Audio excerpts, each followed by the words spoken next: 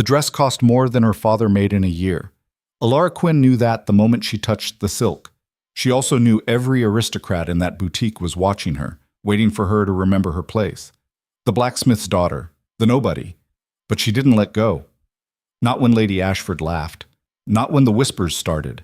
Not even when the shopkeeper's smile turned cold. She stood there, frozen between wanting and belonging, until a voice, low, commanding, impossible, cut through the mockery like a blade. "I'll take it. For her." And everything shattered. If you want to see how one moment can destroy every rule in a kingdom, stay until the end. Hit like and drop your city in the comments. Let's see where this story reaches tonight. The boutique smelled like money. Not the kind you earned, the kind you were born into.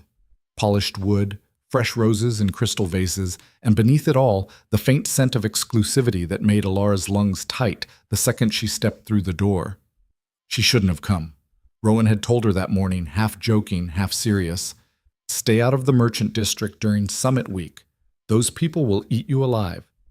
Her brother knew. He'd clawed his way up from nothing to become the king's right hand, and even he kept his distance from the old money families who treated nobility like a birthright instead of a title. But Alara had seen the dress in the window 3 days ago, and she couldn't stop thinking about it. Midnight blue silk, jeweled bodice that caught the light like trapped stars. It wasn't just beautiful, it was the kind of beautiful that made you believe you could be someone else. Someone who mattered. The shop bell chimed as she entered, and the sound felt too loud, too bright. 2 women near the back glanced up. Their eyes swept over her, plain cotton dress, work-worn boots, calloused hands, and dismissed her in the span of a heartbeat. Alara kept walking. The dress was on a mannequin near the center of the room, even more breathtaking up close. The fabric seemed to shift colors depending on the angle, deep blue bleeding into violet, then back again. Tiny crystals lined the neckline and sleeves, delicate as frost. She reached out, hesitated, reached again. Her fingertips brushed the silk. Careful. The voice was sugar over glass. Alara turned to find a woman in emerald green watching her, lips curved in something that wasn't quite a smile. Lady Vivian Ashford. Alara recognized her from the banners that had gone up all over the city for the summit. One of the high families.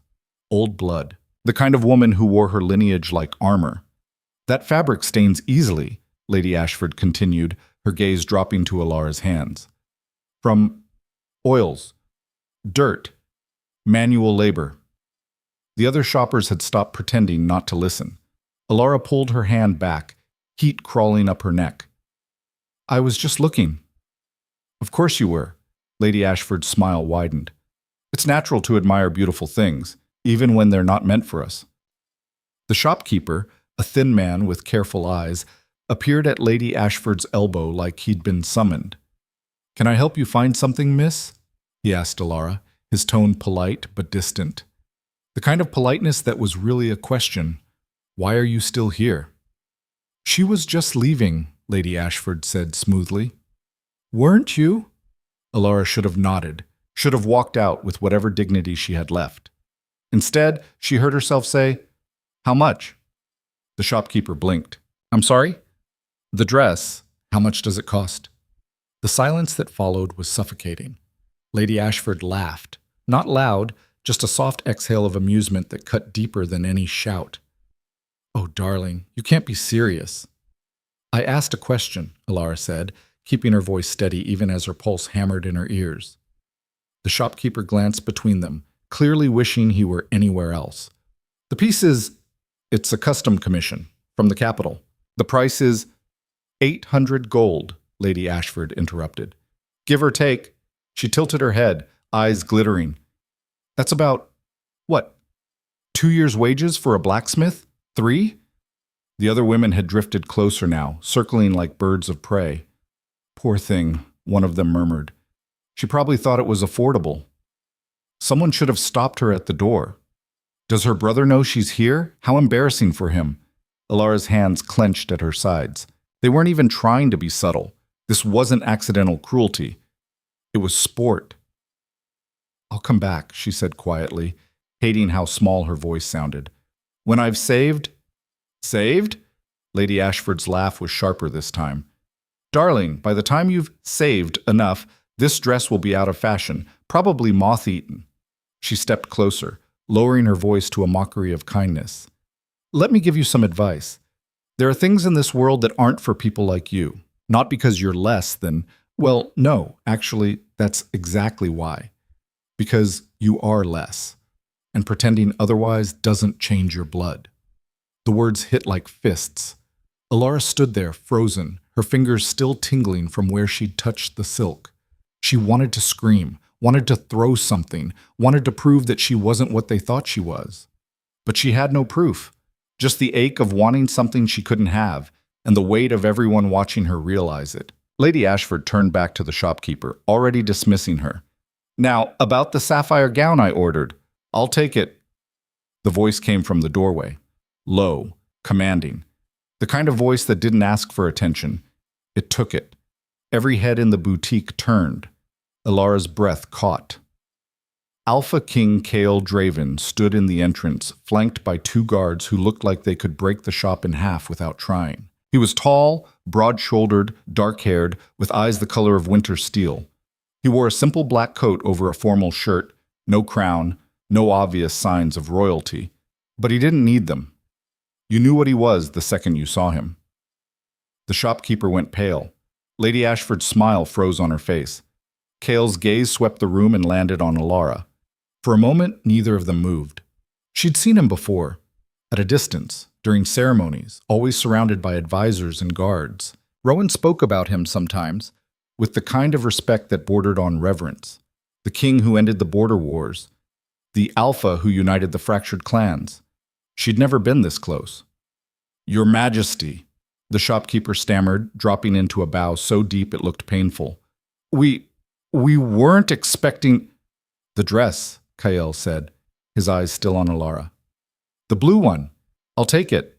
Lady Ashford found her voice first. Your Majesty, I'm not sure you understand. This dress is a custom piece, commissioned. I don't care. Kael stepped into the shop, and the space seemed to shrink around him. Name your price. The shopkeeper looked like he might faint.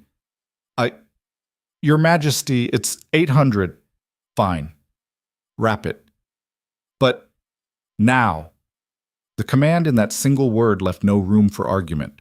The shopkeeper nodded frantically and scrambled toward the mannequin, hands shaking as he began to carefully remove the dress. Lady Ashford's face had gone from shock to something colder.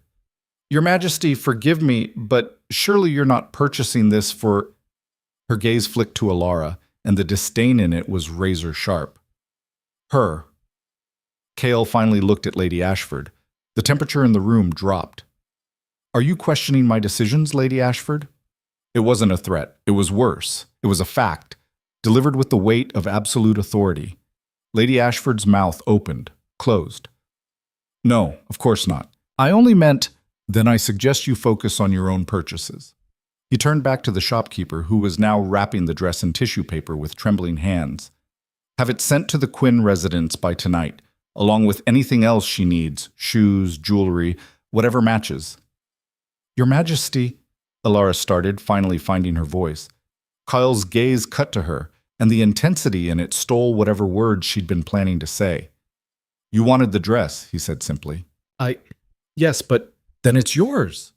The shopkeeper finished wrapping and approached with the package, bowing so low his forehead nearly touched his knees.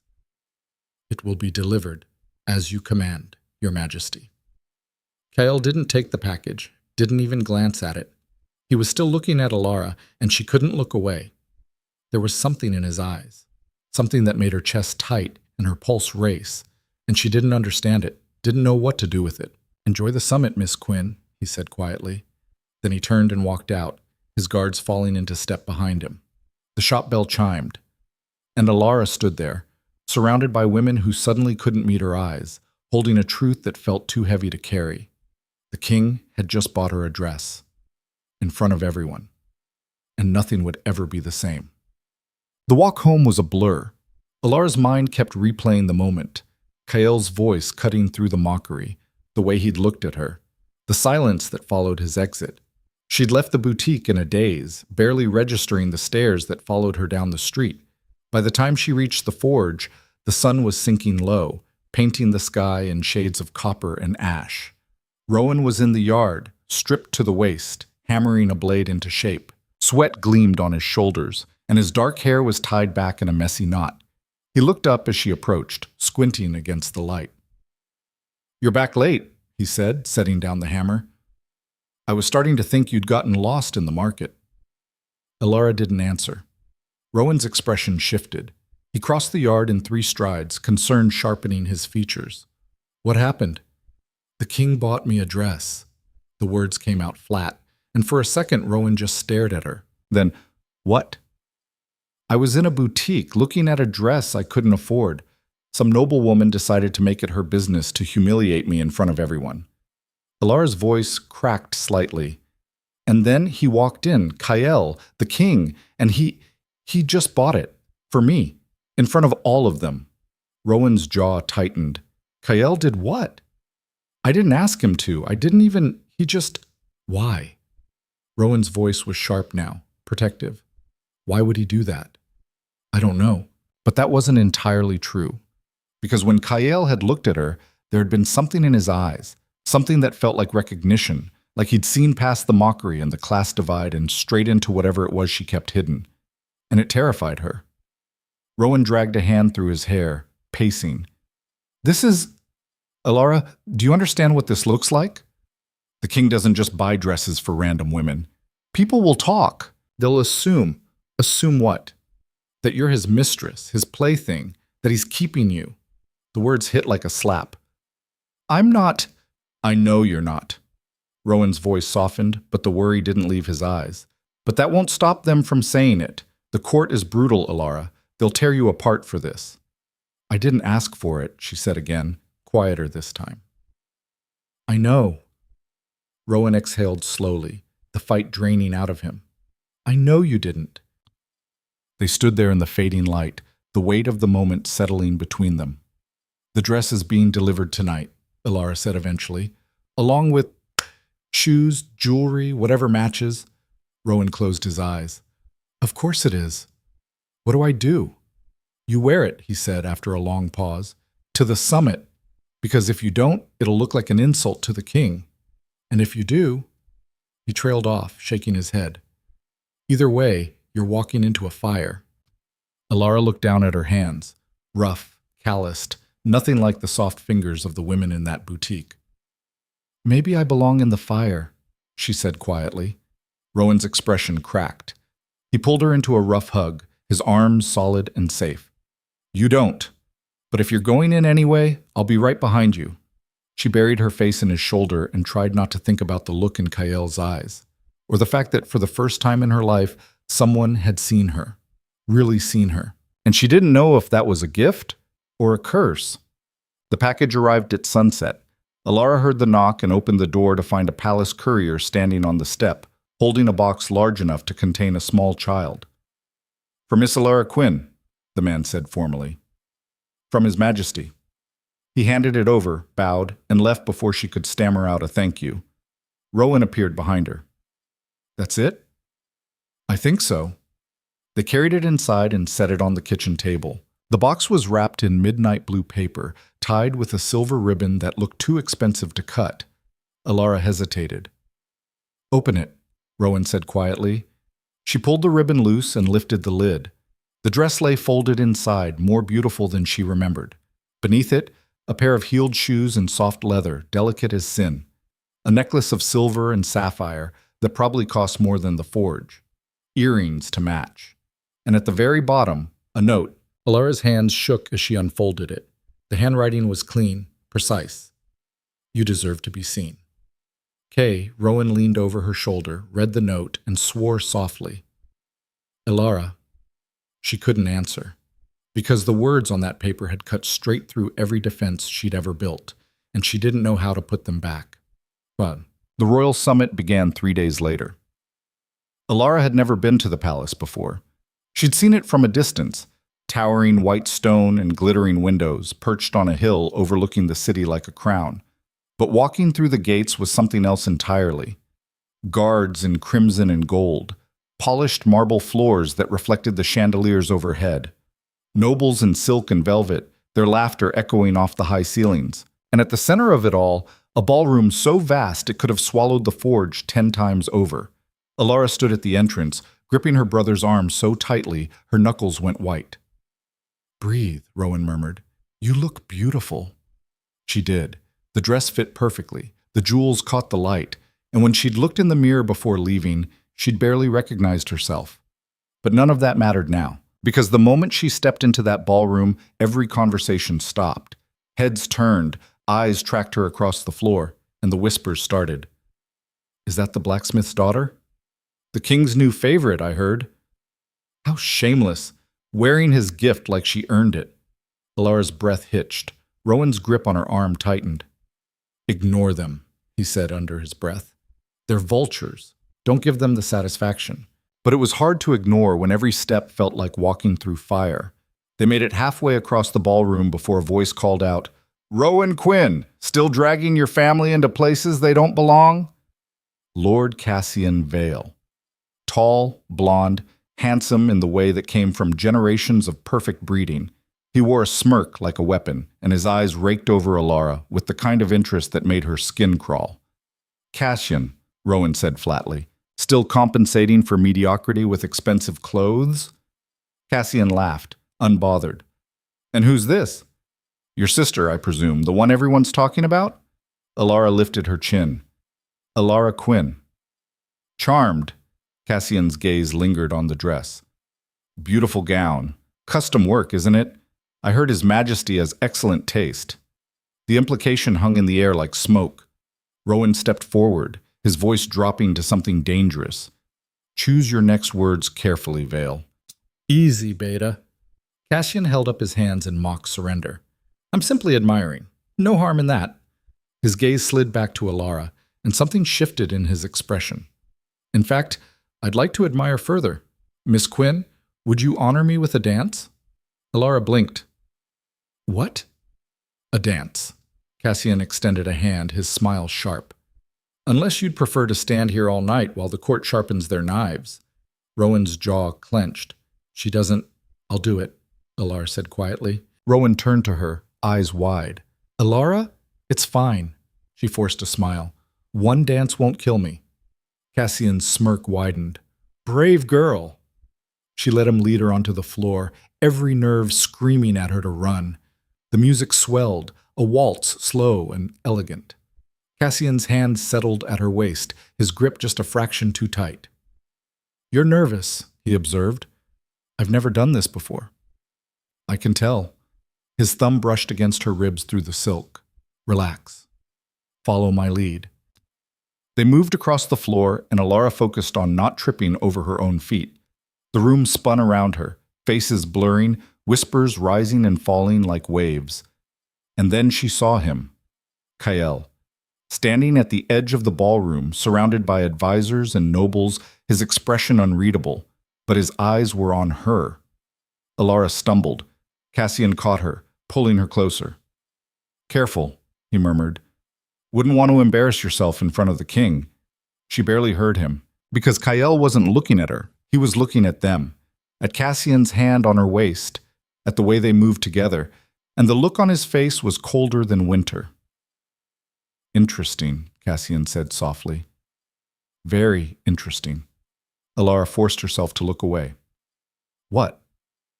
"Nothing." His smile was all teeth. "Just thinking about how quickly rumors become truth." The waltz ended. Cassian released her with a bow that felt like mockery. "Thank you for the dance, Miss Quinn. I do hope we'll have another." He walked away before she could respond, leaving her standing alone in the center of the ballroom.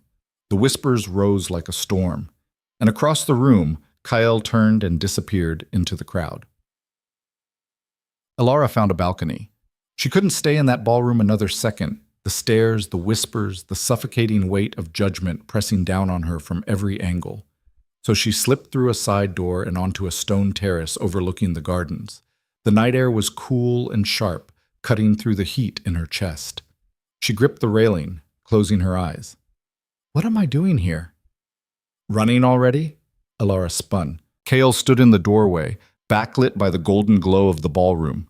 He'd shed his formal jacket, and his shirt sleeves were rolled to the elbows. He looked tired, human, not like a king. I just needed air, she said. Understandable. He stepped onto the balcony, and the door swung shut behind him, muffling the music. That room is suffocating even for those of us used to it. They stood in silence for a moment. Elara's pulse hammered in her throat. She should say something. Thank him for the dress. Ask why he did it. Apologize for causing trouble. But all that came out was, why? Kyle didn't pretend not to understand. Because you wanted it. That's not a reason. It's the only one that matters. Elara turned to face him fully, frustration bubbling over.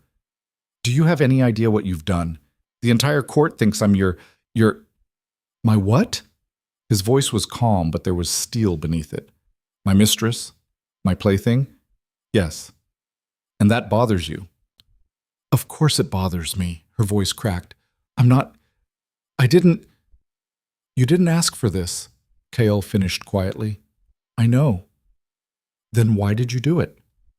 He was quiet for a long moment, his gaze fixed on the gardens below. When he finally spoke, his voice was low, almost too quiet to hear. Because I'm tired of watching people like you get crushed by people like them. Elara stared at him. You think I don't see it? Kael continued, his jaw tight. The way they look at anyone who wasn't born with gold in their pockets and titles in their names? The way they decide who matters and who doesn't based on bloodlines and coin? He exhaled sharply. I've spent my entire reign trying to change that, to build a kingdom where worth isn't measured by birth.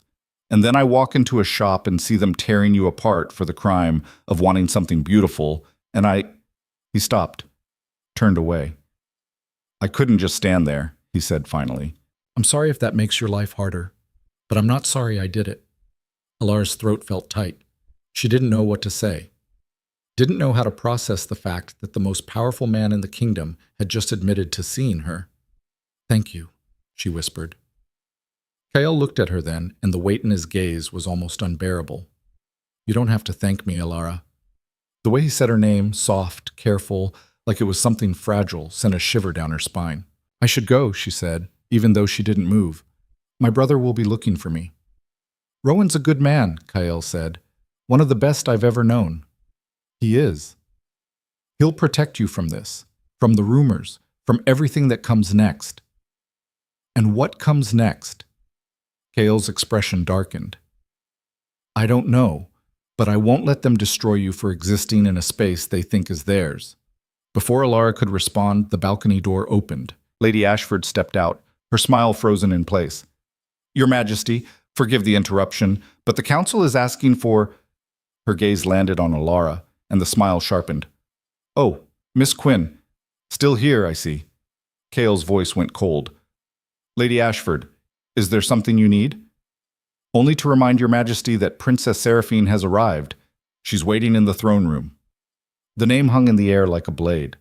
Princess Seraphine, the woman the entire kingdom expected Kael to marry. The alliance that would secure peace with the northern territories. The future queen. Elara felt something crack inside her chest. I'll be there shortly, Kael said, his tone clipped. Lady Ashford's smile didn't waver. Of course, Your Majesty. She turned to leave, then paused. Oh, and Miss Quinn? I'd be careful if I were you. The court has very sharp teeth. She swept back inside, leaving the door open. Elara couldn't look at Kael. I should go, she said again, and this time she moved. Elara, good night, Your Majesty. She walked past him, through the ballroom, and out into the night before the tears could fall. Because she'd been stupid enough to believe, for one brief, reckless moment, that someone like her could matter to someone like him. And now she knew the truth. She was just a dress. A moment of pity. Nothing more. The morning after the summit, Elara woke to find her name carved into the gossip columns of every newspaper in the capital. She didn't read them. Didn't need to. Rowan's expression when he walked into the kitchen, jaw tight, a crumpled paper in his fist, told her everything she needed to know. Don't, she said before he could speak. Elara. I don't want to hear it. Rowan slammed the paper onto the table. The headline screamed in bold print, King's new favorite, Blacksmith's daughter stuns court in royal gift. Beneath it, a smaller line. Princess Seraphine arrives to find competition where none should exist. Alara's stomach turned. They're calling you a social climber, Rowan said, his voice strained. A opportunist. Some are even suggesting you seduced him. I didn't do anything. I know that, but they don't care about truth. They care about narrative. He dragged a hand through his hair, pacing the small kitchen like a caged animal. Kale should have known better. He's put a target on your back, and now what?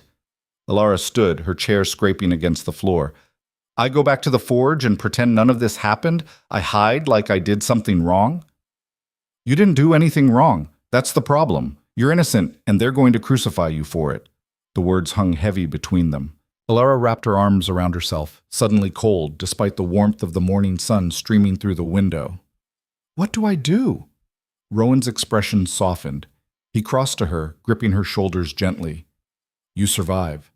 You keep your head down, stay out of the palace, and let this blow over. And if it doesn't, then I'll handle it. But Alara could hear the doubt in his voice, could see the worry etched into the lines around his eyes. They both knew the truth. Once the court decided to destroy someone, there was no stopping it. The second invitation arrived 3 days later. Alara stared at the cream-colored envelope, her name written in elegant script across the front. The royal seal, a wolf's head wreathed in silver, pressed into dark wax. Don't open it, Rowan said from the doorway. She opened it anyway. Miss Quinn, your presence is requested at the Royal Garden Luncheon this Saturday. The king has personally extended this invitation to select members of the court. Attendance is expected. Royal Secretary, no, Rowan said immediately. Absolutely not. It says attendance is expected. I don't care what it says. You're not going back there. Not after what they printed. Not after... He stopped, his jaw working. It's a trap, Alara. Can't you see that? They want you there so they can tear you apart in person. Or maybe the king wants me there. The words came out before she could stop them, and Rowan's expression darkened. Is that what you think this is? You think Kyle has some grand plan to protect you? He's the king, Alara. He doesn't get to care about people like us. He has a kingdom to run, alliances to maintain, a princess waiting to become his queen. I know that. Do you? Rowan's voice softened, but the edge remained. Because from where I'm standing, it looks like you're about to make the same mistake 100 other women have made, believing that power gives a damn about feelings. Alara's throat tightened. I'm not some naive girl with a crush, Rowan. I know exactly what I am to him. A charity case, a moment of pity. But refusing this invitation won't make things better. It'll make them worse. They'll say I'm ashamed, that I'm hiding. Let them say it. I won't hide. She met her brother's eyes, her voice steady. I didn't do anything wrong, and I'm not going to act like I did. Rowan stared at her for a long moment, something like pride warring with fear in his expression. Finally, he exhaled. Then I'm coming with you. You don't have to... Yes, I do, because if anyone so much as looks at you wrong, I'm going to remind them exactly who your brother is. The royal gardens were a masterpiece of controlled nature. Perfectly trimmed hedges, flowering vines climbing marble columns, fountains that sparkled in the afternoon sun. Long tables draped in white linen stretched across the lawn, set with crystal and silver. And at the head of it all, Princess Seraphine. Alara saw her the moment they arrived. Tall, elegant, with golden hair that fell in waves past her shoulders and a smile that belonged on a portrait. She wore pale pink silk that seemed to glow in the sunlight, and every person who approached her bowed like she was already queen. That's her, Rowan muttered under his breath. The alliance. Alara didn't need the confirmation. She could feel the weight of inevitability radiating from the woman like heat. Miss Quinn? Alara turned to find Lord Cassian Vale approaching, a glass of wine in each hand. He offered one to her with that same sharp smile from the ball. Lord Vale, she said carefully. Please, call me Cassian. We're practically old friends now, aren't we? His gaze slid to Rowan. Beta Quinn. Always a pleasure. Rowan's expression could have frozen water. Cassian. I heard you received an invitation, Cassian continued, turning back to Alara. Personally extended by His Majesty, if the rumors are true. How unexpected. Is it? Ilara kept her voice level. I thought the king invited who he pleased. Oh, he does, but usually he pleases the right people. Cassian's smile widened. You're causing quite a stir, Miss Quinn. Half the court thinks you're scandalous. The other half thinks you're fascinating. Personally, I'm in the latter camp. How flattering. I mean it. He leaned closer, lowering his voice. You're either incredibly brave or incredibly foolish, and I haven't decided which yet. Either way, it's entertaining. Rowan stepped between them. We should find our seats. Cassian laughed, unbothered. Of course, but before you go, he gestured toward the head table. You might want to brace yourself. Princess Seraphine has been asking about you. Ilara's stomach dropped. What? Oh yes, very curious about the woman who wore sapphires to her welcome ball. Can't imagine why. He raised his glass in a mock toast. Good luck. He walked away, leaving Ilara's pulse hammering in her ears. That man is a snake, Rowan muttered. He's not wrong, though. She has been asking about me, hasn't she? Probably, but that doesn't mean… Miss Ilara Quinn. The voice was soft, cultured, and came from directly behind them. Ilara turned to find Princess Seraphine standing there, her smile warm and her eyes cold as winter. Your Highness, Ilara managed, dropping into what she hoped was an acceptable curtsy. No need for that. Seraphine waved a delicate hand. We're all equals here, aren't we? Well, mostly. Her gaze flicked to Rowan. Beta Quinn. The king speaks very highly of you. Your Highness, Rowan said stiffly. Seraphine turned her full attention to Ilara, and the weight of it was suffocating. I've been hoping to meet you. You're quite the topic of conversation lately. So I've heard. I can't imagine how difficult that must be. All those eyes on you, all those whispers. Seraphine's smile didn't waver. It takes a certain kind of strength to endure that, or perhaps a certain kind of ambition. The words were wrapped in silk, but the blade beneath was sharp. Ilara forced herself to meet the princess's gaze. I'm not sure what you mean, Your Highness.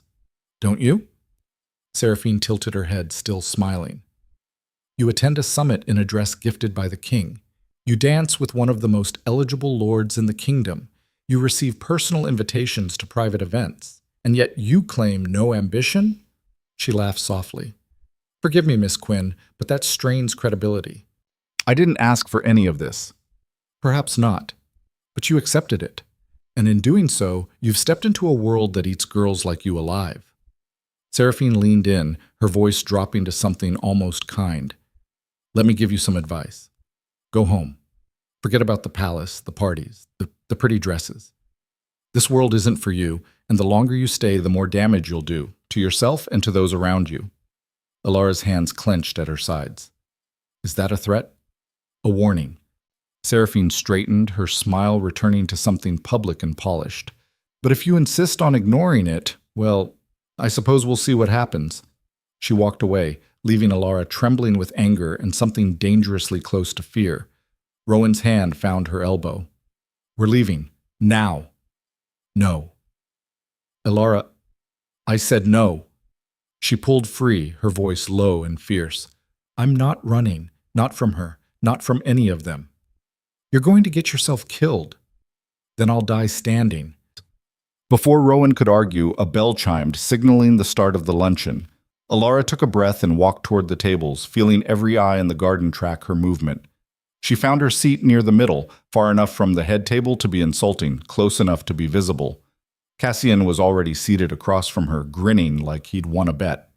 Well, he said as she sat, this should be fun. The luncheon was a performance, and Ilara was the unwilling star. Every course brought a new barrage of thinly veiled insults. Lady Ashford, seated 2 places down, made a point of discussing proper etiquette for those new to high society. A Duke Ilara didn't recognize asked loudly if she was enjoying her first taste of palace life and whether it was as overwhelming as expected. Cassian, to his credit, deflected some of the worst with sharp comments of his own, though Ilara suspected he was enjoying the chaos more than helping her. And through it all, Kael sat at the head table, flanked by Princess Seraphine and a handful of advisors, looking every inch the detached monarch. He didn't look at her once. Alara told herself it didn't matter, that she'd come here to prove she wouldn't be intimidated, not to catch the king's attention. But the lie tasted bitter. "You're handling this well," Cassian said quietly, leaning across the table. "Most women would have cracked by now." "I'm not most women." Clearly. His gaze flicked to the head table, then back to her. "Though I have to wonder, is it worth it?" "Is what worth it?" "This." He gestured vaguely at the garden, the tables, the court, the humiliation, the danger. All for a man who won't even acknowledge your existence in public. Alara's jaw tightened. "I'm not doing this for him." "Aren't you?" Before she could respond, Kael stood. The garden fell silent. "Thank you all for attending," he said, his voice carrying easily across the space. "As many of you know, Princess Seraphine is here to finalize the Northern Alliance. This union will bring peace and prosperity to both our kingdoms, and I trust you'll all join me in celebrating this new chapter." Polite applause rippled through the crowd. Seraphine rose gracefully, her hand resting on Kael's arm, and Alara felt something crack inside her chest. "There it is," Cassian murmured. "The future." Alara didn't answer. Kael's gaze swept the garden, and for the briefest moment, it landed on her. Their eyes met, and the world narrowed to that single point of contact. She saw something flash in his expression, guilt, longing, frustration, she couldn't tell. But before she could process it, he looked away. The moment shattered. "Come," Seraphine said, her voice carrying just far enough for those nearby to hear. "Let's take a walk through the roses. I've been dying to see them." They descended from the platform together, a perfect picture of royal partnership. And as they passed Alara's table, Seraphine's gaze met hers. The princess smiled. Alara's stomach turned to ice. The rest of the luncheon blurred together. Alara barely tasted the food, barely heard the conversations around her. She was too focused on not breaking, on keeping her expression neutral, on surviving. When it finally ended, she stood so quickly her chair scraped against the stone. "Leaving so soon?" Cassian asked, amused. "I need air. The whole garden is air. Then I need different air." She didn't wait for a response. She just walked, away from the tables, away from the stairs, toward the edge of the garden where a wall of ivy offered some semblance of privacy. Rowan caught up to her before she made it halfway. "We're leaving," he said, his tone brooking no argument. "Good." They were almost to the gate when a voice called out, "Miss Quinn, a moment." Alara's blood ran cold. She turned to find Kael standing a few paces behind them, alone. His guards were conspicuously absent, and his expression was unreadable. Rowan stepped forward immediately. "Your Majesty, my sister has had a long day." "I'm aware." Kael's gaze didn't leave Alara. "I need to speak with her, privately." "With all due respect, I don't think that's—" "It wasn't a request, Rowan."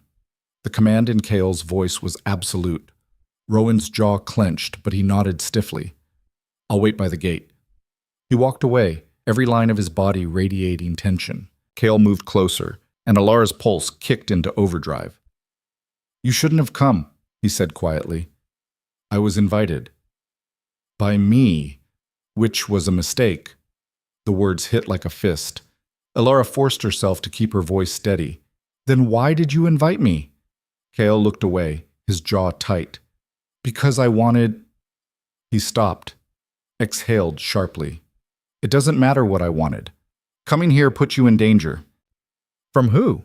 Your future queen?"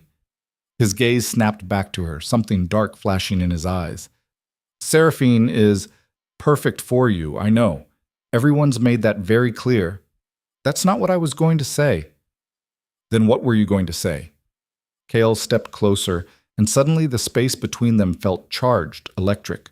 "That this," he gestured between them, "cannot happen." Alara's throat tightened. "What exactly is this?" "You know what it is." "No, I don't. Because one minute you're buying me dresses and inviting me to luncheons, and the next you're ignoring me while your future wife threatens me in front of half the court. So forgive me if I'm confused about what this is supposed to be." "I'm trying to protect you. By humiliating me? By keeping distance between us before someone gets hurt." "Too late." The words came out sharper than she intended. "I'm already hurt, and I'm already a target. So congratulations, Your Majesty. Your protection is working beautifully. Kael flinched. For a moment he looked less like a king and more like a man drowning. I never wanted this for you, he said quietly. You have to believe that. What I believe doesn't matter. What matters is that I'm stuck in the middle of a game I never agreed to play, and you're the one who put me there. Alara's voice cracked. So if you want to protect me, start by leaving me alone. She turned to walk away.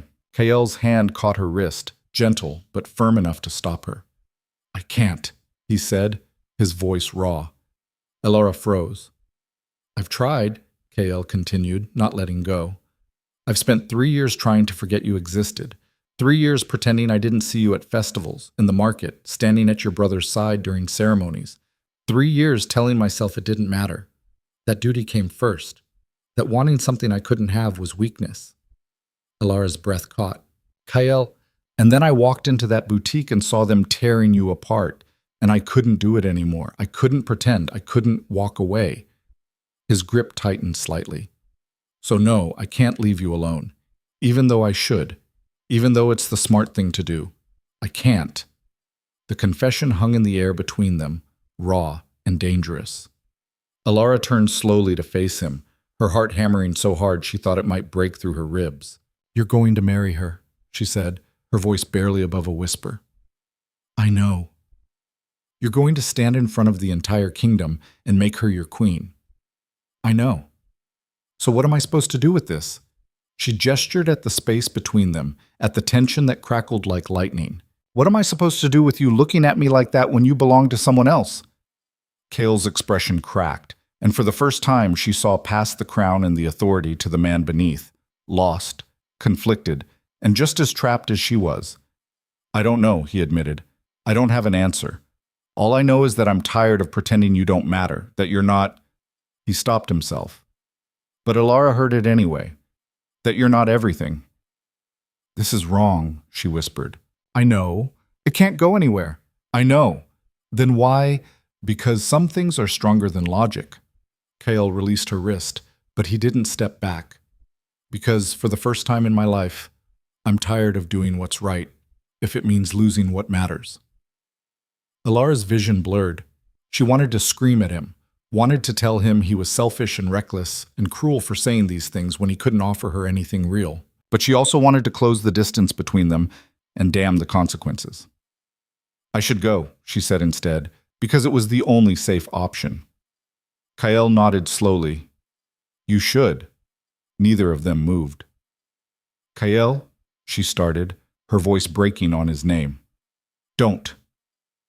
He looked away, his jaw clenched. Don't say it. Not here. Not now. Because saying it would make it real. And real meant dangerous. Alara took a breath and stepped back, putting space between them before she did something unforgivable. Goodbye, Your Majesty, she said formally, and she walked away before he could see her cry. Rowan was silent the entire ride home. When they finally reached the forge, he helped her down from the carriage and guided her inside without a word. It wasn't until they were alone in the kitchen, the door firmly shut, that he finally spoke. He's in love with you. Alara's head snapped up. What? Kael, the king. Rowan's expression was grim. He's in love with you, and you're in love with him. I'm not… Don't lie to me, Alara. I saw the way you looked at him, the way he looked at you. He dragged a hand through his hair, pacing. This is worse than I thought. So much worse. Nothing happened. Yet. Rowan stopped, facing her. But it will, because that look, that's not something people walk away from. He's marrying Seraphine. I know. So there's nothing to worry about. Isn't there? Rowan's voice softened. Because from where I'm standing, my sister is caught between a king who can't have her and a princess who wants her gone. And that's not a position anyone survives. Alara sank into a chair, suddenly exhausted. I didn't ask for this. I know. Rowan crouched in front of her, gripping her hands. But you're in it now, and you need to be careful, because if the court finds out, if Seraphine finds out, they won't just destroy you. They'll destroy everyone you care about, including me. I won't let that happen.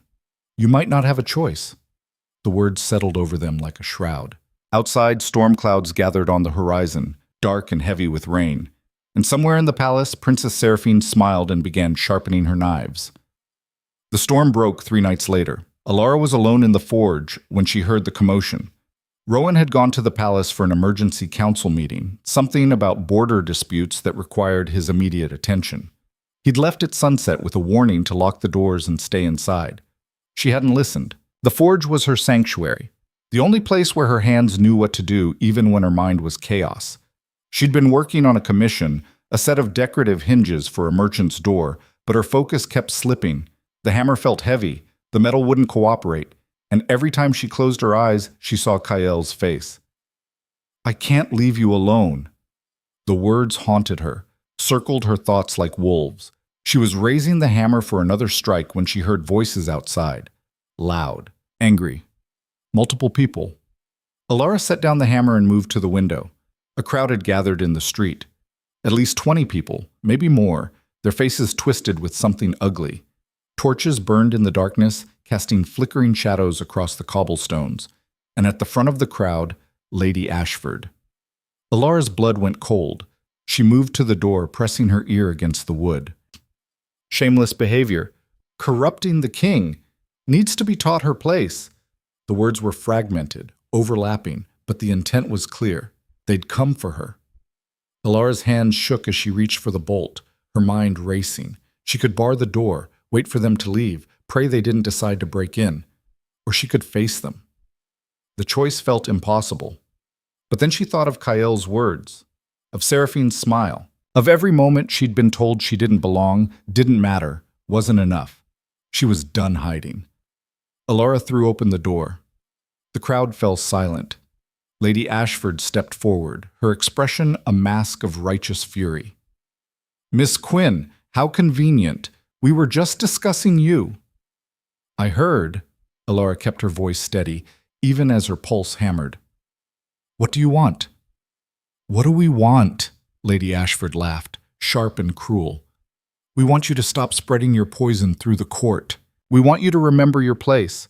We want you to leave the king alone before you destroy what's left of his reputation." "I haven't done anything to the king." "Haven't you?" A man from the crowd, Lord something, Alara couldn't remember his name, pushed forward. "You've been seen with him, alone, multiple times. You wear his gifts like trophies. You parade yourself in front of the court like you're someone who matters." "I was invited by him." Lady Ashford's voice rose. "Which proves our point. The king has lost his senses. He's allowed himself to be seduced by a common blacksmith's daughter, and now the entire kingdom is laughing at us. At him. At the institution he's supposed to protect. That's not... Do you know what Princess Seraphine thinks of you?" Lady Ashford cut her off. "She thinks you're a curiosity, a temporary distraction. She's not threatened by you, Miss Quinn. She's amused. Because she knows you're nothing. A girl playing dress-up in a world she'll never belong to." The words struck like physical blows. Alara forced herself to meet Lady Ashford's gaze. "If I'm so insignificant, why are you here?" The question landed like a stone in still water. Lady Ashford's smile faltered for just a second before returning, colder than before. "Because even insignificant things can cause damage if left unchecked. And you, Miss Quinn, are a weed that needs to be pulled before it chokes the garden." "And pull me." Alara stepped forward, her fear burning into something hotter. "Go ahead. Do whatever it is you came here to do, but do it to my face instead of hiding behind a mob." The crowd shifted uncomfortably. Lady Ashford's eyes narrowed. "You think you're brave, you think standing up to us makes you strong, but all it does is prove how foolish you are. You're alone, Miss Quinn. No brother to protect you, no king to save you, just a stupid girl who doesn't know when to quit." Maybe I am." Alara's voice didn't shake. "But at least I'm not so scared of a blacksmith's daughter that I need 20 people to confront her." Lady Ashford's face went white with rage. For a moment, Alara thought the woman might actually strike her, but then a voice cut through the tension like a blade. "What the hell is going on here?" The crowd parted. Cassian Vale strode through, dressed in riding clothes, his expression thunderous. He took in the scene, the torches, the crowd, Alara standing alone in the doorway. and his jaw clenched. "Lady Ashford," he said coldly, "I wasn't aware you'd taken up vigilante justice as a hobby." "Lord Vale," Lady Ashford's composure snapped back into place. "This doesn't concern you. Doesn't it? Because from where I'm standing, it looks like you've assembled a mob to terrorize a woman whose only crime is existing in a way you find inconvenient.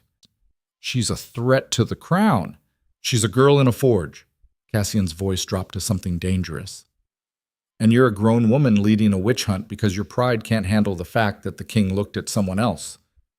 The accusation hung in the air. Lady Ashford's face flushed. "How dare you? No, how dare you?" Cassian stepped closer to Alara, positioning himself between her and the crowd. "Miss Quinn is under my protection. Anyone who has a problem with that can take it up with me directly." The crowd shifted, uncertain. Alara stared at Cassian, shocked. "Why are you—" "Because someone needs to," he said quietly, not looking at her. "And because I'm tired of watching cowards pick on people who can't fight back." Lady Ashford's eyes blazed. "You'll regret this, Lord Vale." "Probably, but I'll regret it less than standing by and doing nothing." He turned to the crowd. "Go home, all of you, before I start taking names and reporting this little gathering to the king." The threat worked. People began to disperse, melting back into the shadows. Within minutes, only Lady Ashford remained, her expression venomous. "This isn't over," she said. "It never is with people like you," Cassian replied. "But tonight, it is. Leave." Lady Ashford held his gaze for another moment, then turned and swept away, her skirts snapping behind her. The silence that followed was deafening. Alara's legs gave out. She caught herself on the doorframe, her breath coming in ragged gasps. The adrenaline that had kept her standing drained away, leaving nothing but trembling exhaustion. Cassian caught her elbow, steadying her. "Easy." "Why did you do that?" Her voice came out hoarse. "Because I felt like it." He guided her back inside the forge, shutting the door behind them. "Sit down before you fall down." Alara sank onto a workbench, her head spinning. Cassian leaned against the wall, studying her. "You're either the bravest person I've ever met or the most suicidal. I haven't decided which." "Neither have I." He laughed, short and humorless. "You know they won't stop, right? Lady Ashford might back off tonight, but this isn't over. They'll find another way to come at you." "I know. And you're still not leaving." "Where would I go?" Cassian shook his head. "You really are in love with him, aren't you?" Alara's throat closed. She didn't answer, didn't need to. Cassian sighed. "For what it's worth, I think he's an idiot. Any man who has you looking at him like that and still chooses duty over—" He stopped, running a hand through his hair. "Never mind. Not my place." "Why did you help me?" Alara asked again. "You don't owe me anything." "Maybe I'm tired of watching the court destroy people for entertainment." He straightened, heading for the door. "Or maybe I just like causing trouble. Either way, watch your back, Miss Quinn, because next time I might not be around to run interference." He left before she could respond. Alara sat alone in the forge, surrounded by half-finished metalwork and the lingering smell of smoke, and tried not to think about how close she'd come to real violence. Tried not to think about Kael. Failed at both. Rowan came home just before dawn. Alara heard the door open and looked up from where she'd been sitting at the kitchen table, a cold cup of tea forgotten in front of her. Her brother looked exhausted. His clothes were disheveled, his hair a mess, and there was something dark and furious in his eyes. "What happened?" she asked. "What happened?" Rowan's voice was dangerously quiet. "What happened is that I spent the last 6 hours in a council meeting listening to nobles debate whether you're a security risk to the kingdom. What happened is that Lady Ashford filed a formal complaint accusing you of—" He stopped, his jaw clenching. "It doesn't matter what she accused you of. It's all lies." Alara's stomach turned. "She came here tonight, with a mob." Rowan went very still. "She what?" "They wanted to, I don't know, scare me, hurt me." Cassian Vale showed up before anything happened. Cassian Vale. "He told them to leave. They did." Rowan was silent for a long moment, his hands balled into fists. Then he exploded. "That's it." He grabbed his coat from the hook. "I'm going to the palace. I'm going to find Kael, and I'm going to—" You're going to what? Alara stood, her own anger rising. Fight the king? Demand he fix this? He can't, Rowan. He's trapped, just like I am. He's not trapped. He's the king. He could end this with a single word.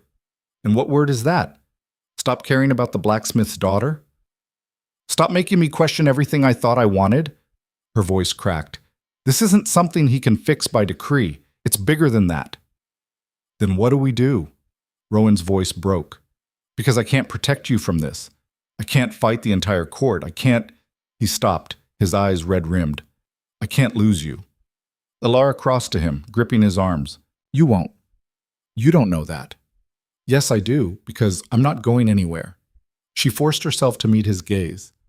But you need to stop trying to fix this. It's not your fight. You're my sister. Everything that hurts you is my fight. Not this time. Rowan pulled her into a crushing hug, and Alara let herself lean into it, drawing strength from the one person who'd never abandoned her. I hate this, he muttered into her hair. I hate him for putting you in this position. I hate them for treating you like you're disposable. I hate... A sharp knock interrupted him. They both froze. Rowan released her, moving to the door with his hand on the knife at his belt. He opened it a crack. A royal messenger stood outside, rain-soaked and breathing hard. Beta Quinn, the messenger gasped. You're needed at the palace, immediately. It's the king. Rowan's face went pale. What about the king? There's been an incident, a confrontation. He's asking for you specifically. Rowan glanced back at Alara, conflict written across his face. Go, she said. I'll be fine. Alara, go. He hesitated for another second, then nodded curtly and followed the messenger into the rain. Alara stood in the empty doorway, watching them disappear into the darkness, and she knew, with a certainty that chilled her to the bone, that something terrible was about to happen. Tulk. The news reached her 2 hours later. Not through official channels, not through Rowan, through whispers in the market, carried by servants and merchants who'd heard it from palace guards. The king and his beta had fought, not argued, fought, physically, in the royal gardens in front of half the court, over her. Alara's vision tunneled. She didn't remember leaving the forge, didn't remember running through the rain-slicked streets, her lungs burning, her dress soaked through. All she knew was that she had to get to the palace, had to see what she'd caused, had to fix it. The guards at the gate tried to stop her. Miss, you can't... Where is he? Her voice came out raw. Where's my brother? Miss Quinn, please. Where is he?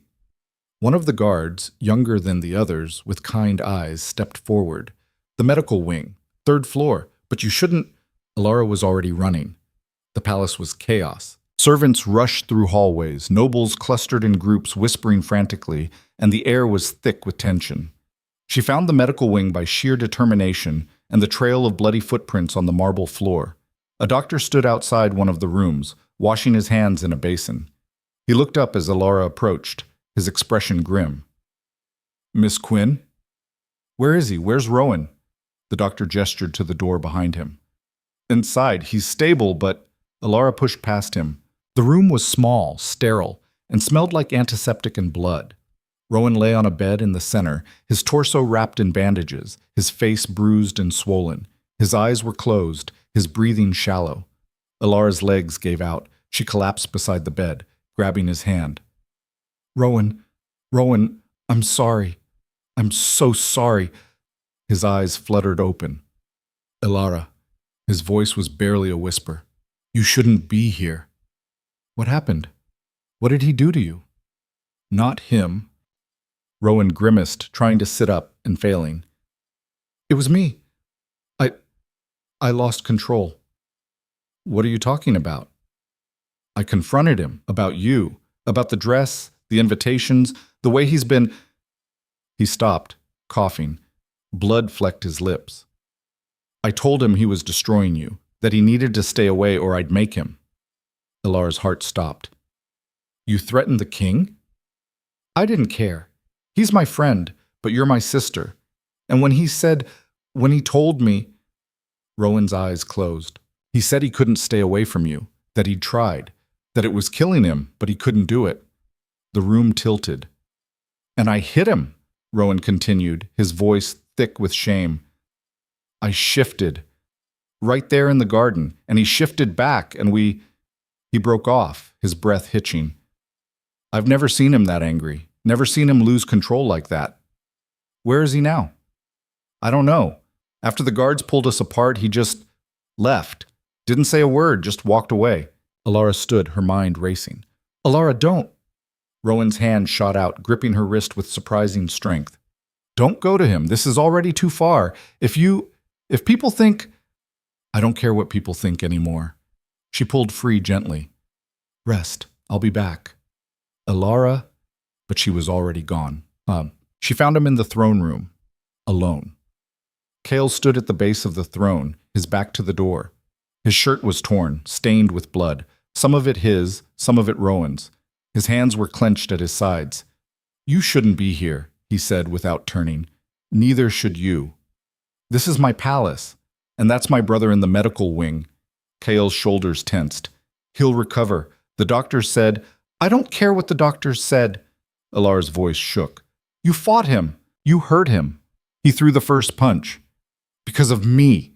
The words ripped out of her. Because you couldn't leave me alone. Because you couldn't do what you were supposed to do and just... She couldn't finish. Kale finally turned. His face was a mess. Bruises bloomed across his jaw and cheekbone. His lip was split, still bleeding slightly. But his eyes were the worst part. They were shattered. I know, he said quietly. I know what I've done. To you. To Rowan. He gestured vaguely at the empty throne room. All of this. Then fix it. I can't. Yes, you can. Send me away. Marry Seraphine. Do what everyone expects you to do. Can't. Why not? Because I'm in love with you. The words echoed off the stone walls, raw and desperate and impossible. Alara's breath stopped. Kael took a step toward her, then another, his control finally breaking. I'm in love with you. I have been for years. And I've tried everything to stop, to bury it, to pretend it doesn't exist, but I can't. And every time I see you, every time I'm in the same room as you, it gets worse. Kael, I know I'm selfish. I know I'm destroying you by refusing to let go, but I don't know how to stop loving you, Alara. I don't know how to look at you and not want... His voice cracked. I don't know how to be the king everyone needs me to be when all I want is to be with you. Tears streamed down Alara's face.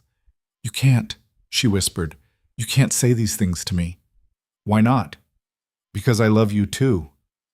The confession tore out of her like a scream, and it's killing me. Watching you with her, knowing you're going to marry her, knowing that no matter what you feel, I'll never be enough, never be the right choice. Kael closed the distance between them in 2 strides and kissed her. It wasn't gentle, wasn't careful. It was desperate and furious, and everything they'd been holding back crashing together at once. Alara kissed him back, her hands fisting in his torn shirt, tasting blood and rain and the sharp edge of inevitability.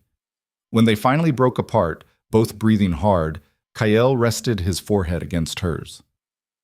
I'll fix this, he said. Somehow. I'll find a way. There is no way. Then I'll make one. Before Alara could respond, the throne room doors slammed open. They jumped apart.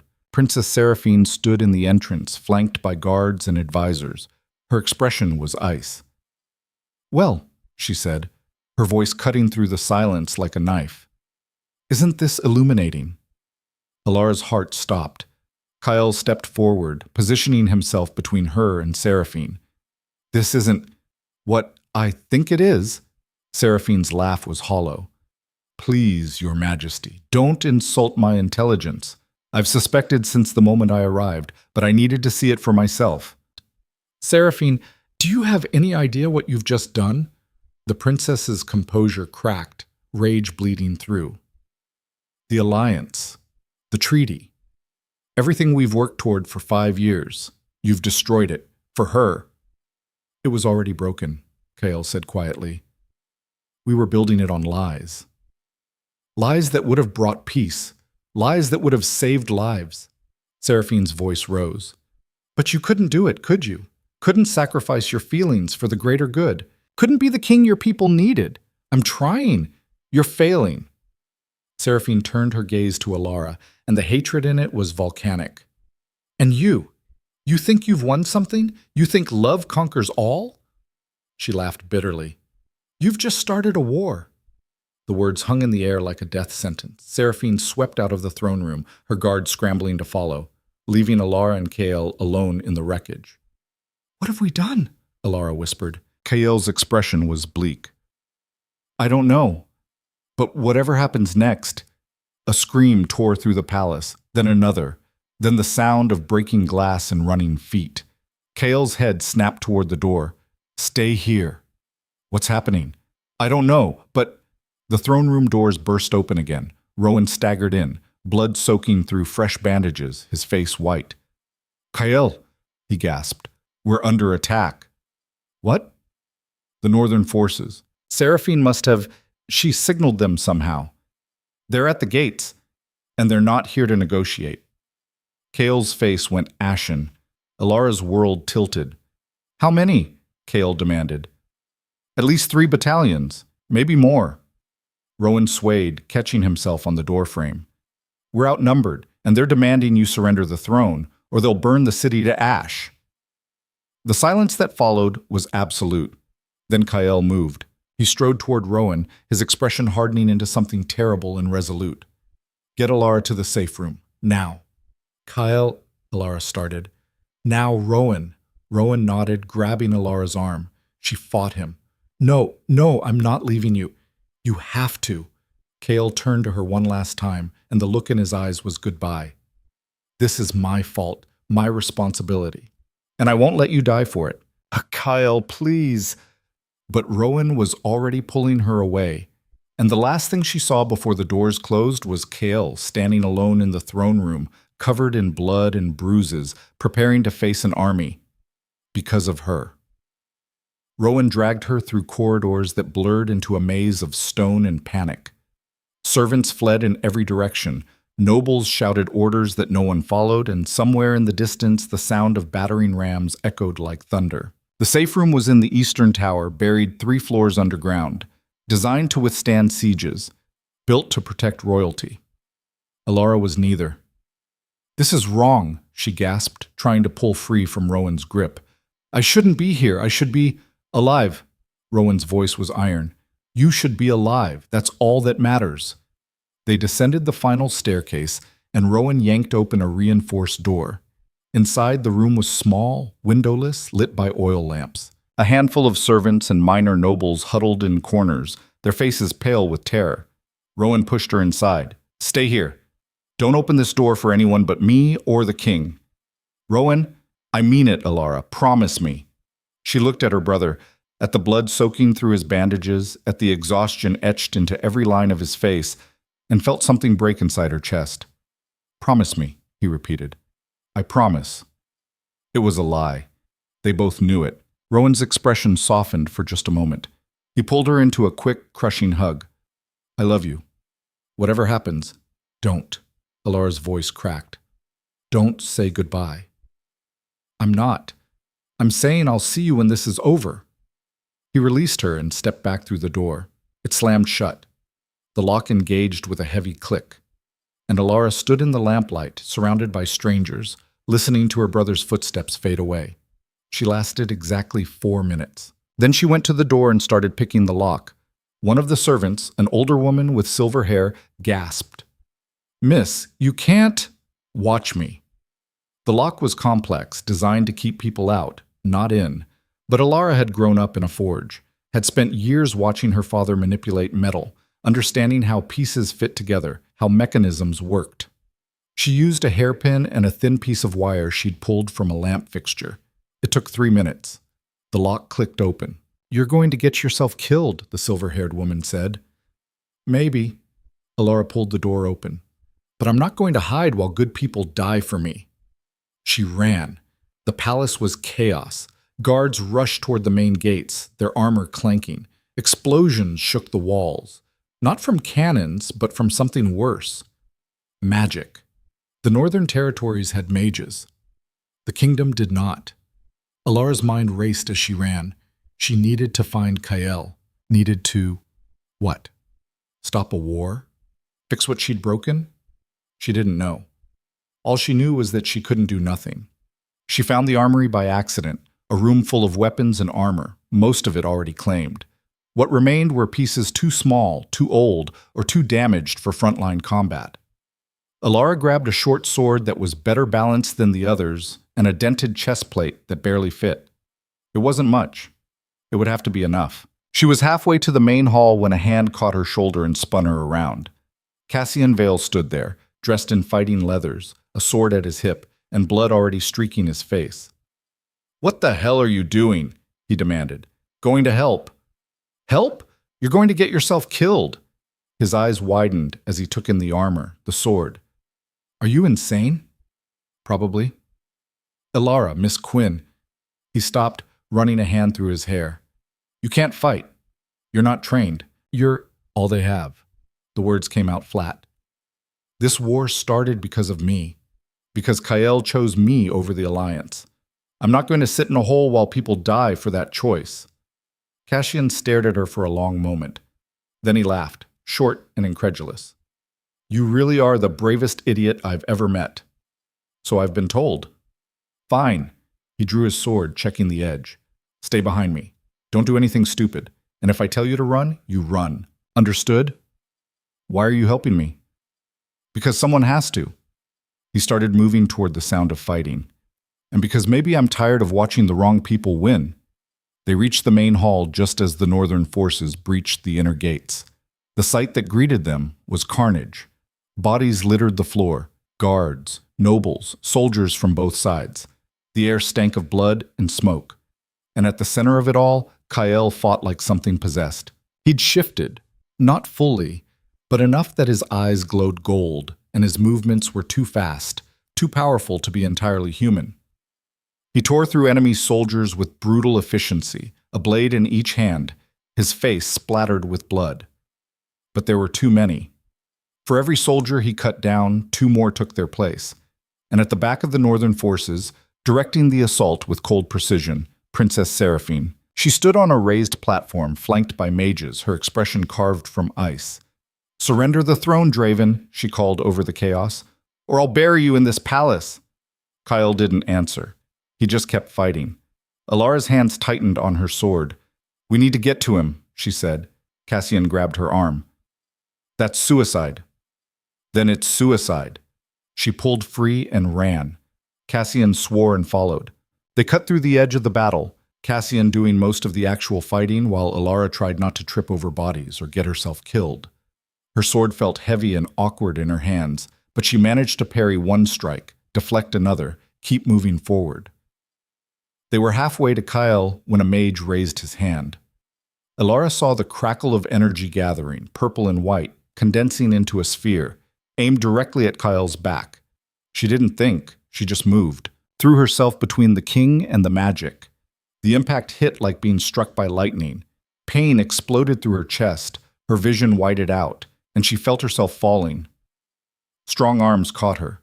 Kale's face swam into focus above her, his eyes wide with something that looked like terror. "No," he said, his voice raw. "No, no, no, I'm okay." Alara's voice came out weak. She tried to sit up and gasped as pain lanced through her ribs. You're not okay. Your car." Kyle looked down, and his expression crumbled. Blood soaked through her chest plate. Too much blood. The magic had punched through the metal like it was paper. "Medic!" Kyle roared. "I need a medic!" "Kyle!" Alara's hand found his face, her fingers trembling. "Listen to me. Don't you dare. Listen." She forced the words out through the pain. "Seraphine, she's not here for the throne. She's here for you. She wants you to surrender, to break. I don't care." "You should." Alara's vision blurred. "Because if you surrender, she wins, and everything you've tried to build, it dies. None of that matters if you're not. It has to matter." Her grip tightened on his face. "Promise me. Don't surrender. Don't let her win." Alara, promise me." Kale's jaw clenched. Tears streaked through the blood on his face. I promise. Good. She managed a weak smile. Now go finish this. I'm not leaving you. Yes, you are.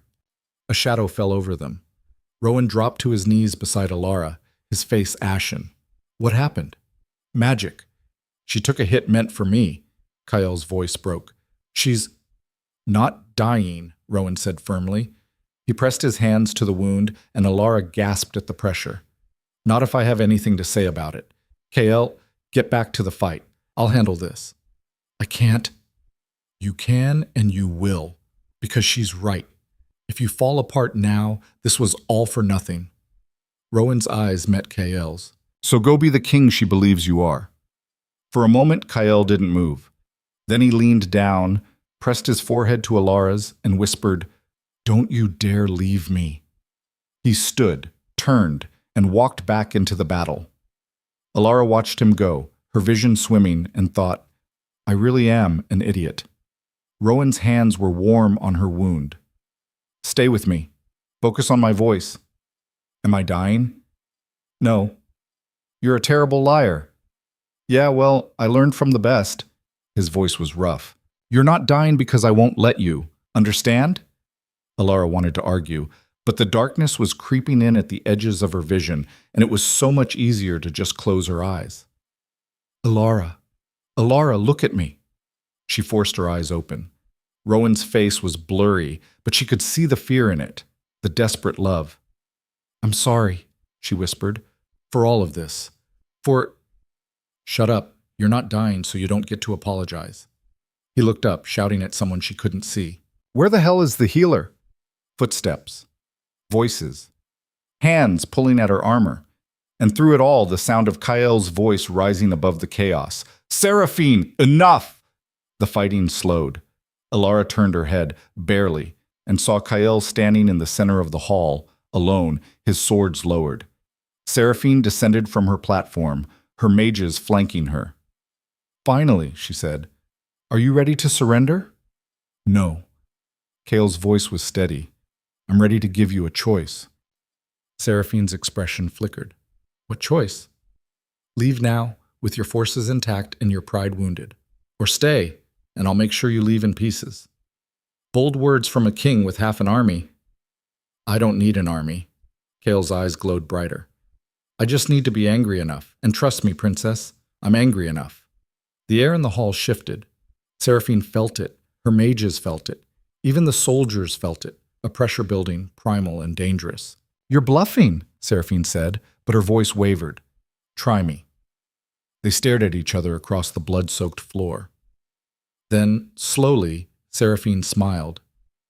You love her that much? Yes? Enough to start a war? Enough to end one. Seraphine's smile faded. She looked past Kyl to where Alara lay bleeding, Rowan's hands pressed to her wound, and something in her expression cracked. You're a fool, she said quietly. Love doesn't build kingdoms. It destroys them. Maybe. Kyl didn't look away. But I'd rather have one moment of truth than a lifetime of lies. Seraphine was silent for a long moment. Then she turned to her mages. We're leaving. Your Highness, I said we're leaving. Her voice was cold. The Northern Alliance is over. Whatever happens next is on his head. She swept toward the doors, her forces scrambling to follow. At the threshold, she paused. For what it's worth, Draven, she's braver than I gave her credit for. I hope she survives. Because watching you grieve would be too much satisfaction. Then she was gone. The hall fell silent. Kyl dropped to his knees. For a moment he just knelt there, surrounded by the aftermath of battle, his shoulders shaking. Then he stood and walked back to Alara. She was still conscious, barely. The healer was working frantically, hands glowing with soft blue light as she tried to knit the wound closed. Kyl knelt beside Rowan. Will she? I don't know, the healer said honestly. The magic burned deep. If I can stabilize her in the next few minutes, maybe. But do it. I'm trying, Your Majesty. Then try harder. Rowan's hand found Kyl's shoulder. She's strong, stronger than both of us. She'll make it. Kyl didn't answer. He just took Alara's hand and held it, his thumb tracing circles on her palm, while the healer worked and the palace burned and the future hung by a thread. Alara's eyes fluttered open one more time. "Did we win?" she whispered. Kale's laugh was broken. "You're dying, and you're asking about the war?" "I'm not dying. Rowan said so." "Damn right," Rowan muttered. "Then did we win?" Kale brought her hand to his lips. "Yeah, we won." "Good." Her eyes drifted closed again. "Wake me when it's over." The healer's hands pulsed brighter. The blue light spread across Alara's chest, sinking into the wound. And slowly, so slowly it felt like torture, the bleeding stopped. The healer sat back, exhausted. "She'll live, but she needs rest. Weeks of it. And no," she looked pointedly at Kael. "No excitement, no stress, no wars. Done." "I mean it, Your Majesty. Another shock like this could kill her." "I said done." Kael's voice was rough. "Whatever she needs, whatever it costs." The healer nodded and stood, leaving them alone. Rowan looked at Kael across Alara's unconscious form. "What happens now?" he asked quietly. "I don't know." Kael didn't let go of Alara's hand. "The alliance is broken. The North will come for us eventually. The court will demand answers. And I—" He stopped, his jaw clenching. "I don't have answers. All I have is her. That might be enough. It has to be." They sat in silence for a moment, listening to Alara breathe. Then Rowan spoke again, his voice low. "I'm sorry. For what I said. For fighting you. For— Don't." Kael's eyes were red. "You were protecting her. That's what you're supposed to do. That's what I should have done from the beginning." "You did. In your own way." Rowan exhaled slowly. "I still don't like this. I still think you're making her life harder than it needs to be. But I can't deny what I saw in that hall. You love her. Actually love her. Not the idea of her. Not what she represents. Just her. More than anything." "Then don't waste it." Rowan stood, wincing as his own wounds pulled. "And don't make me regret not killing you when I had the chance." Kael managed a weak smile. "I'll try." Rowan walked away, leaving Kael alone with Alara. The king sat beside the woman who'd stopped a war by stepping in front of him, and for the first time in years, he let himself cry. Not for the alliance he'd lost. Not for the throne he'd risked. For the woman who'd believed he was worth saving, even when he wasn't sure he believed it himself. Hours passed. Dawn broke over the palace, pale and cold, and Alara's eyes opened. Kael was still there, his hand still wrapped around hers, his head bowed. "Hey," she whispered. His head snapped up. "You're awake." "Apparently." She tried to sit up and immediately regretted it. "Ow!" "Don't move. The healer said—" "I know what the healer said. I heard her." Alara's gaze found his. "Are you okay?" Kael laughed, broken and disbelieving. "Am I okay? Alara, you almost died. You stepped in front of a mage for me. I'd do it again." "I know. That's the problem." He leaned forward, resting his forehead against hers. "You can't keep saving me. I'm supposed to be the one protecting you." "Maybe we protect each other." "Maybe." They stayed like that for a long moment, breathing the same air, existing in the same space. Finally, Alara spoke. "What happens now?" "I don't know. The court will demand answers, the North will retaliate eventually, and Kael pulled back, meeting her eyes. "I need to make a choice. A real one. Not half measures. Not compromises." "What kind of choice?" "The kind that changes everything." He took a breath. "I'm going to abdicate." Alara's heart stopped. "What?" "I can't be the king they need and love you the way you deserve. I can't split myself in half anymore. So I'm choosing." His voice was steady. "I'm choosing you." "Kael, no, you can't. The kingdom needs you." "The kingdom needs a ruler who can give everything to it. I can't. Not anymore. Not when my heart is somewhere else."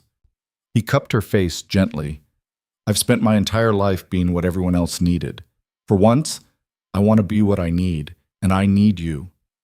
Tears streamed down Alara's face. "You'll regret it." "Maybe. But I'll regret losing you more. The court will never accept this." Then we'll leave. Find somewhere they can't reach us. Build something new. And if they come after us, then we'll face it, together.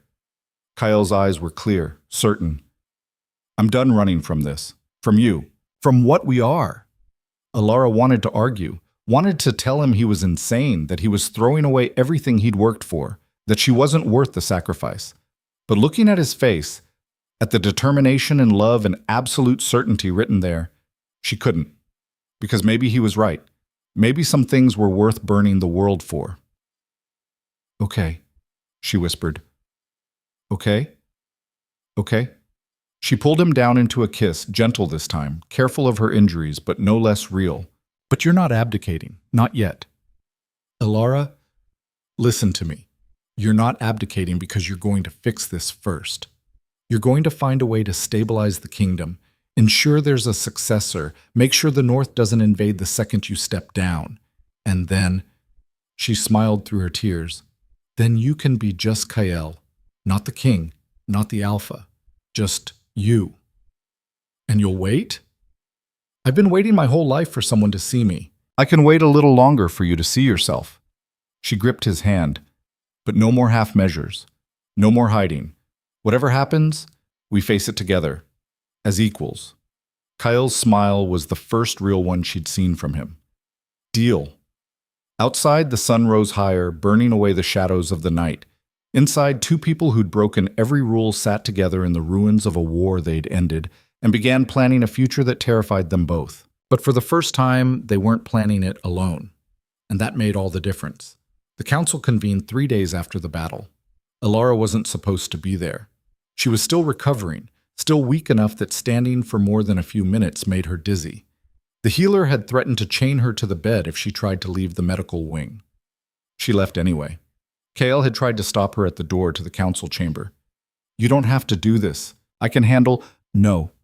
Alara's voice was quiet but firm. If we're doing this, we're doing it together. That was the deal. The council won't like it. The council doesn't like anything that threatens their power, but they're going to hear what we have to say whether they like it or not. Kyle studied her for a moment, then nodded. Stay close to me. If anyone so much as looks at you wrong, I'll handle it. Alara, I'll handle it, she repeated. I'm not fragile, Kale. I'm just injured. There's a difference. He smiled despite himself. You're going to be the death of me. Probably, but not today. They walked into the council chamber together. The room fell silent. 30 council members sat around a massive table, lords, ladies, generals, advisors, the people who actually ran the kingdom while the king wore the crown. And every single one of them was staring at Alara like she'd grown a second head. Lady Ashford recovered first. Your Majesty, what is the meaning of this? Miss Quinn has no place in a council meeting? She has every place, Kyle said calmly, guiding Alara to the empty seat beside his own at the head of the table. Given that this meeting concerns her directly. This meeting concerns the Northern Alliance, Lord Brennan, an older man with silver hair and sharp eyes, interjected. Which collapsed because of your indiscretion. My choice, Kyle corrected. Not an indiscretion, a choice. The distinction landed like a stone in still water. Lady Ashford's face flushed.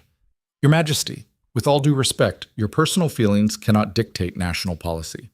The alliance with the North was essential for maintaining a status quo that benefited the noble families and no one else, Kyle interrupted. Let's be honest about what that alliance actually was. A political marriage designed to consolidate power and ensure that the old bloodlines remained in control. It had nothing to do with the good of the kingdom. That's not true.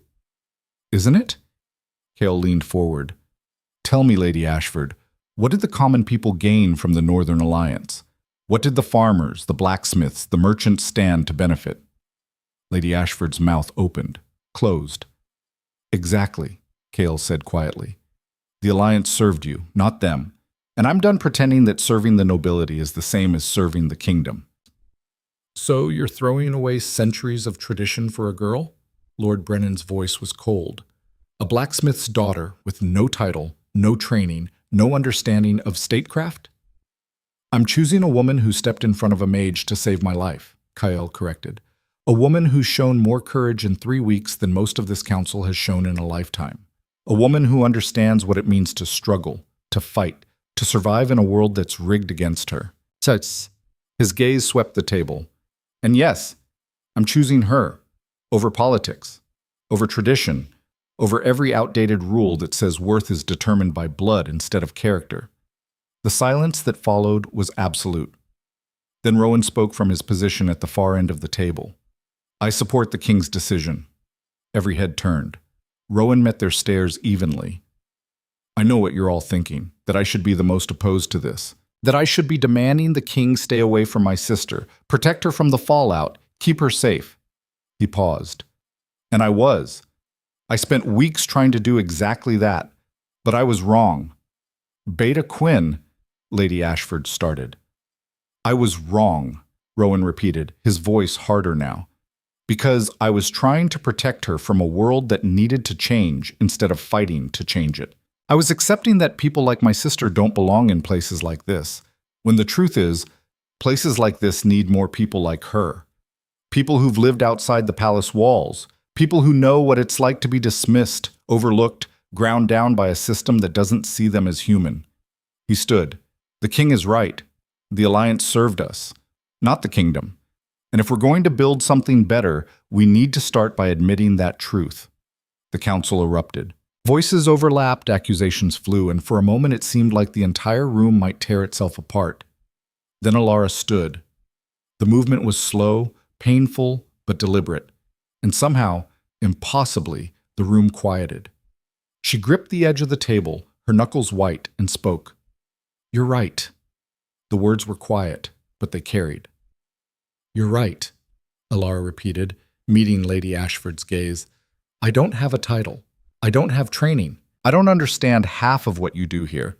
But I understand what it's like to be told I don't matter, to be laughed at for wanting something I can't afford, to be treated like I'm less than human because I wasn't born in the right house or with the right name. She turned to Lord Brennan, and I understand that a lot of people in this kingdom feel the same way. People who work until their hands bleed and still can't feed their families. People who watch their children die from illnesses that the nobility cures with a snap of their fingers. People who've been told their entire lives that they should be grateful for scraps. Her voice strengthened. You want to know why the king chose me? It's not because I'm special. It's because he's finally looking past these walls and seeing what's actually out there. And what's out there is a kingdom that's been bleeding for decades while you all sat in here debating which bloodline deserves more power. You have no right, Lady Ashford began. I have every right. Alara's eyes blazed. Because I'm one of them. The people you're supposed to serve. And I'm telling you, we're done waiting for you to care. We're done pretending that your comfort is more important than our survival. And if the price for change is breaking your precious traditions, then break them. The council stared at her. Some looked furious, some looked stunned, and a few, just a few, looked like they were finally listening. Lord Cassian Vale, who'd been silent until now, leaned back in his chair and smiled. Well said, Lady Ashford rounded on him. You can't possibly— I can and I do. Cassian's smile didn't waver. In fact, I'll go further. I propose we formally recognize Miss Quinn's position in the court, not as a mistress, not as a scandal, as an advisor, someone who represents the voice of the common people in these discussions. That's absurd, is it? Because from where I'm sitting, it's the first sensible suggestion I've heard in years. Cassian looked around the table. How many of us have actually spoken to a commoner in the last month? How many of us know what's happening outside the palace walls? We make decisions that affect millions of lives. And we base those decisions on reports written by people just like us. People who've never gone hungry, never struggled, never wondered if they'd survive the winter. He gestured to Alara. She has, and that perspective is worth more than a dozen noble titles. The argument that followed was brutal. Lines were drawn, alliances shifted, threats were made, both subtle and overt. But slowly, painfully, the tide turned. Not because the council suddenly saw reason, not because they had a collective change of heart, but because Kael made it clear this wasn't a debate, it was a declaration. I'm not asking for your permission, he said when the shouting finally died down. I'm informing you of a decision I've already made. Alara Quinn will have a voice in this council. The common people will have representation. And if any of you have a problem with that, there's the door. No one moved. Good. Kale stood. Then let's get to work, because we have a kingdom to rebuild, and we're doing it the right way this time. The meeting adjourned in tense silence. As the council members filed out, Alara caught Lady Ashford's eye. The woman's expression was cold, calculated. You've won this round, Miss Quinn, but don't mistake a battle for a war. The old families won't tolerate this for long. Then they'll have to learn, Alara said quietly. Because we're not going anywhere. Lady Ashford's smile was sharp. We'll see. She swept out and Alara sagged against the table. Kael was there immediately, his hand on her back. You need to rest. I need to not pass out in front of the council, she muttered. That would ruin the whole strong commoner representative image. You were incredible. I was terrified. Same thing. He helped her straighten, his eyes searching her face. Are you okay? Really? I will be. She managed a weak smile. As long as you don't make me do that every day. Deal. Rowan approached, his expression unreadable. That was either the bravest thing I've ever seen or the stupidest. I'm still deciding which. Why not both? Alara asked. Rowan's lips twitched. Fair. He glanced at Kyle. The council will fight this. You know that, right? They'll undermine her at every turn. Make her life hell. Let them try. I'm serious, Kale. What you're doing, it's not just about Alara anymore. It's about changing the entire power structure, and people don't give up power willingly. I know, Kale's jaw set, but it's past time. This kingdom can't survive if half its people are invisible. Something has to change. And you think one voice in the council will do that? No, but it's a start. They stood in silence for a moment, the weight of what they'd just done settling over them. Then Cassian appeared in the doorway, grinning. That was fun. When's the next one? You're insane, Rowan muttered. Probably, but I'm rich and bored, so I might as well cause chaos for a good cause. Cassian's gaze shifted to Alara. For what it's worth, you made them scared. That's more than most people accomplish in a lifetime. I don't want them scared. I want them to listen. Sometimes fear is the first step to listening. Cassian straightened. Anyway, I should go before Lady Ashford poisons my wine. But if you need someone to cause trouble in the council, I'm your man. He left, whistling. Kale shook his head. I can't believe he's on our side. Neither can I, Rowan said, but I'll take it. They helped Alara back to her room, or rather, the room Kael had insisted she stay in while she recovered. It was in the royal wing, large and comfortable, with windows overlooking the gardens. She collapsed onto the bed, exhausted. Kael sat beside her, brushing hair back from her face. You need to sleep. I need to figure out how to not make a fool of myself in the next council meeting. You won't. You don't know that. I do. His thumb traced her cheekbone. Because you're smarter than half that council and braver than all of them combined. Flattery won't make me less terrified. No, but maybe it'll remind you why you're doing this. Alara caught his hand, holding it against her face. Why am I doing this, Kael? Really? Because some days I wake up and think I've lost my mind, that I'm playing a game I don't understand and it's only a matter of time before I get crushed. You're doing it because someone has to, because if you don't, nothing changes, and because he leaned down, resting his forehead against hers. Because you're the only person I've ever met who looks at a broken system and thinks, I can fix that, instead of, I should learn to live with it. That's not inspiring. That's terrifying. Same thing. She laughed despite herself. You keep saying that because it keeps being true. They stayed like that for a moment, breathing the same air, existing in the same impossible space. Finally, Alara spoke. What happens now? After the council, after all of this? Hale pulled back slightly, his expression serious. Now we build something new. Together. It won't be easy. It won't be fast. And there will be days when it feels impossible. Encouraging. But, he continued, ignoring her sarcasm, we'll have each other, and that's more than most people get. Is it enough? I don't know, but I'm willing to find out. Alara studied his face, the bruises still fading from the fight with Rowan, the exhaustion etched into the lines around his eyes, the absolute certainty in his gaze. Okay, she said quietly. Let's find out. The weeks that followed were brutal. The council fought Alara's presence at every turn. They questioned her opinions, dismissed her suggestions, and made it clear that she was tolerated, not welcomed. Lady Ashford led the charge, using every political weapon in her arsenal to undermine Alara's credibility. But Alara learned, she studied, she listened. She asked questions that made the council uncomfortable. And slowly, impossibly, she started to win small victories. A tax reform that benefited farmers instead of landowners. A medical program that brought healers to the outer districts. A law that made it illegal to discriminate based on birth status in guild hiring. Small changes. Incremental. But they mattered, and the people noticed. Reports started coming in from across the kingdom, commoners who'd heard about the blacksmith's daughter in the council, who saw her as proof that maybe, just maybe, things could be different. It wasn't a revolution, but it was a shift, and shifts, Alara learned, were how you moved mountains.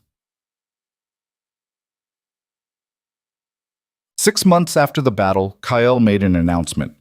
The entire court gathered in the throne room, nobles packed shoulder to shoulder, whispers filling the air. Alara stood at the side, her hands clasped in front of her, trying to look calm even though her heart was racing. Kael stepped up to the throne but didn't sit. Instead, he spoke. 6 months ago, I made a choice that many of you disagreed with.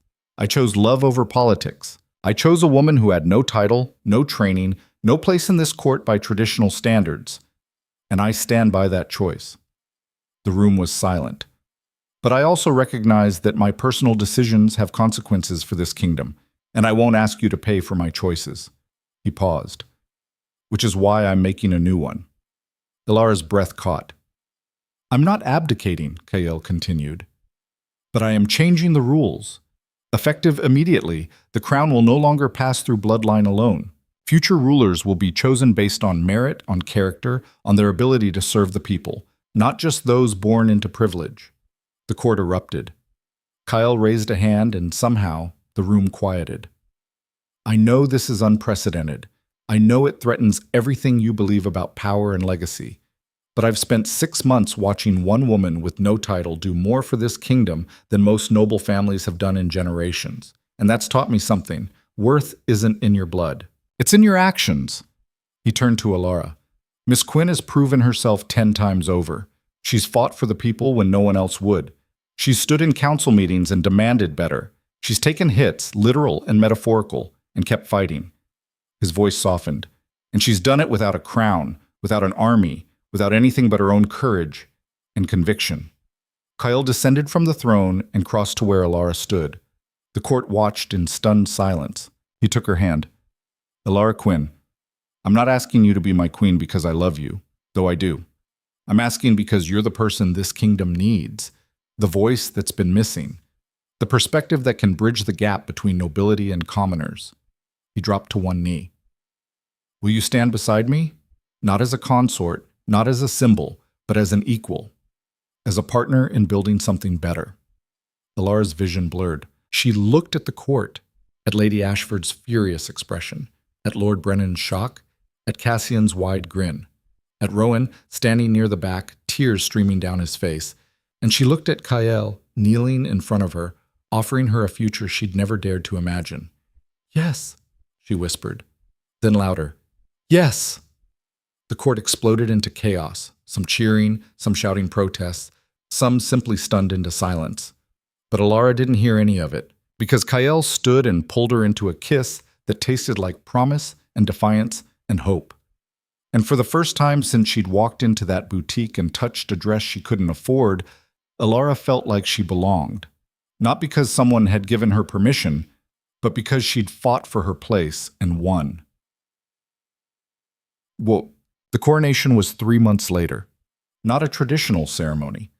Kael and Alara had rewritten most of it, stripping away the archaic rituals that emphasized bloodline and replacing them with vows of service. The crowd that gathered was different too. Not just nobility, but commoners from across the kingdom, farmers and blacksmiths and merchants who'd never set foot in the palace before. People who saw themselves in the woman about to become queen. Elara stood in front of the throne, wearing a gown that she'd helped design, midnight blue silk with crystals that caught the light. The same dress, altered and remade. A reminder of where she'd started. Kael stood beside her, his hand warm in hers. The officiant, an older woman who'd served 5 kings, spoke the traditional words, then paused. "The crown recognizes no difference between high blood and common," she said, her voice carrying across the hall. "From this day forward, Elara Quinn is queen, not by birth, but by choice, by service, by the will of the people she represents." She placed the crown on Elara's head. It was lighter than Elara expected, but the weight of what it represented, the responsibility, the hope, the impossible task of living up to what she'd promised, settled on her shoulders like stone. The hall erupted in cheers. Elara looked out at the crowd, at faces she recognized and faces she didn't, at nobles who still looked skeptical and commoners who looked like they might cry. And she thought, this is just the beginning. The real work started tomorrow. The fights with the council, the resistance from the old families, the struggle to prove that change was possible. But tonight, she let herself have this moment. Let herself stand beside the man she loved, wearing a crown she'd earned, in front of a kingdom she was terrified of failing. And when Kael leaned over and whispered, "Ready?" she smiled. "No, but let's do it anyway." They walked out of the throne room together, hand in hand, into a future neither of them could predict. Behind them, the court followed, some reluctantly, some eagerly, all of them wondering what would come next. And in the back of the hall, Rowan watched his sister disappear through the doors and felt something shift in his chest. Pride. Fear. Hope. She'd done it. The girl who'd been mocked in a boutique, who'd been told she didn't belong, who'd been invisible to the people who mattered. She'd become queen, not by marrying into power, not by playing by their rules, but by refusing to be anything less than herself. And maybe, just maybe, that was how you changed the world, one impossible choice at a time. Years later, historians would argue about what exactly changed that day. Some would say it was the beginning of the end for the old nobility, the first crack in a system that had held for centuries. Others would say it was nothing, a symbolic gesture that meant little in practice. But the people who'd been there, who'd watched a blacksmith's daughter stand in front of a kingdom and demand to be seen, knew the truth. Something had shifted. Not overnight, not completely, but enough. Enough that the next generation grew up believing that worth wasn't determined by birth. Enough that children in the outer districts looked at Queen Elara and thought, maybe I can matter too. Enough that when Elara looked back on that moment in the boutique, when she'd reached for a dress she couldn't afford and been laughed at by people who thought they were better, she could smile because they'd been wrong about her, about what she deserved, about what was possible. And she'd spent the rest of her life proving it, not by becoming someone else, but by refusing to let them make her smaller than she was. The dress had cost more than her father made in a year, but what it had bought her was priceless, a voice, a place, a future, and the absolute certainty that she belonged in any room she chose to enter, crown or no crown, title or no title. She was Elara Quinn, and that was enough.